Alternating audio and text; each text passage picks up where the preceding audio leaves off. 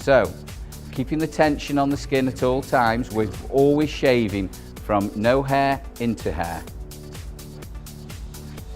Nice, even strokes, nibbling across the sideboard area, and we're taking it off. Cleaning the blade between strokes, to and from, and then we fold it in, so we're not leaning into the cream. So we've used our forehand stroke on the first stroke. Now we're going to use backhand stroke. So as you can see, nice and smooth, using short, smooth strokes. Taking the cream off, cleaning the debris off the blade at all times. Just repositioning the client, always be in control of the client at all times. You are controlling the shave. So now we're going to do the top lip. We're taking the moustache area and taking nice, smooth strokes. Again, folding up, returning. So we're going to take it through to the top lip. Okay, so we've done the top lip area. Now we're going to move on to the sides. For this, we're going to use backhand stroke again, and we're working overlapping panels again. As you can see, we're nibbling away across at the sideburn shape, taking all this product from here, keeping the tension at all times,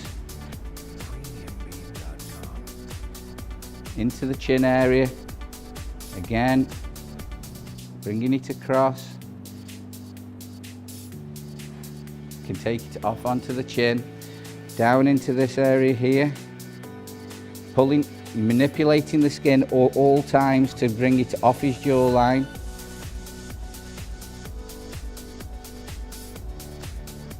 Okay, and then into this area, just below.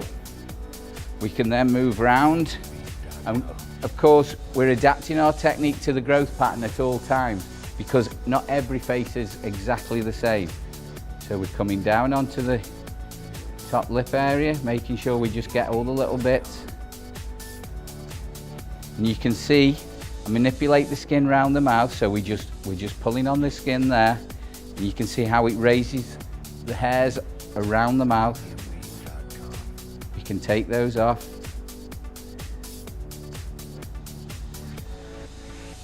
We're not using all of the blade all of the time.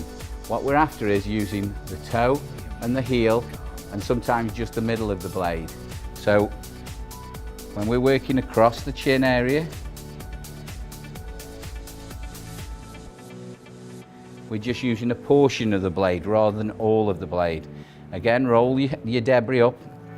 When we're doing underneath the chin, on this area here, right on the jawline, we're going to stretch that and go down. But when we're underneath the lip here, what we have to do is manipulate the skin so we're actually coming from below, because it's very hard, this area. We can't actually hold over the lip to get the tension, so we tension from below, and we're taking this up to the lip.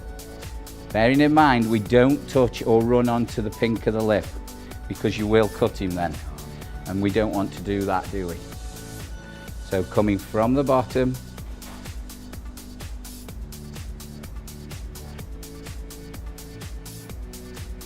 and you can see how easy it comes out. Again, manipulating the skin around the mouth.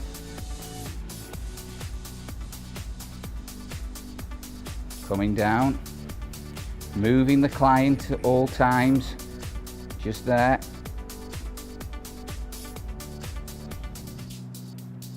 And we're coming down to the area as we did before. We're coming down to where we stop, where the growth pattern changes.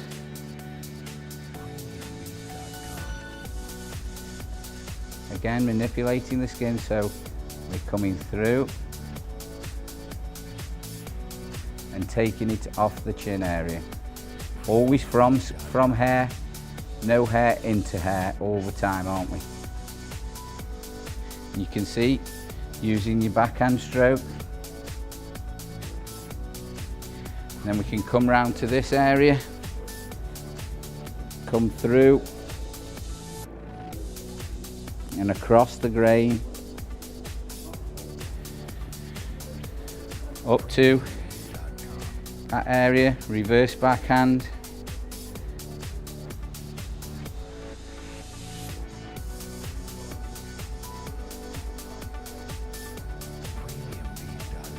Okay, so there, nice and smart, looking good.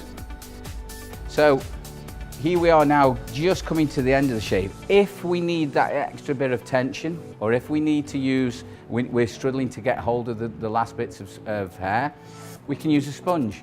So we're using normal synthetic beauty sponge, if you like. We use these in barbering for such a long time, best kept secret.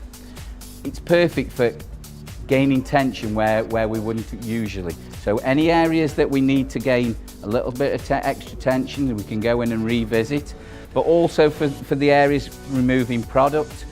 And you can see where we can go in and do just revisit and finish our shave.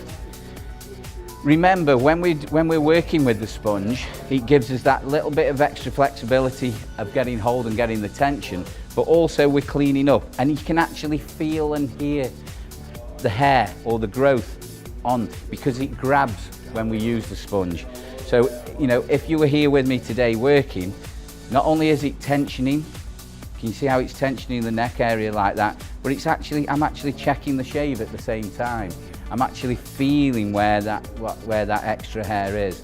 So as you can see, we're just coming down and we're finishing and revisiting all those little places that we just need to go in and get our last bits. So as I'm coming to the end of our shaving method, I'm going to finish off and using the sponge to revisit any areas that we're missing. We're going to do underneath the lip. Can you see how we pull this down with the sponge, getting that tension? And we can go in, get all that hair. We're almost scooping that area. People always struggle with this, but can you see how I'm tensioning the skin, pulling that right down so we're on a plain field. It's almost straight. Getting those odd stray hairs coming in there. We can come across,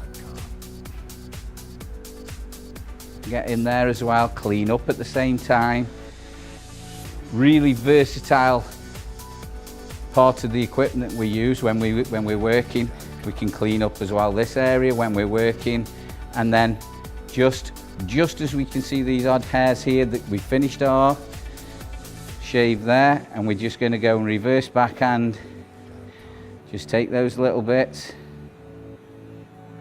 just up to that line that we worked to, and a little bit just there.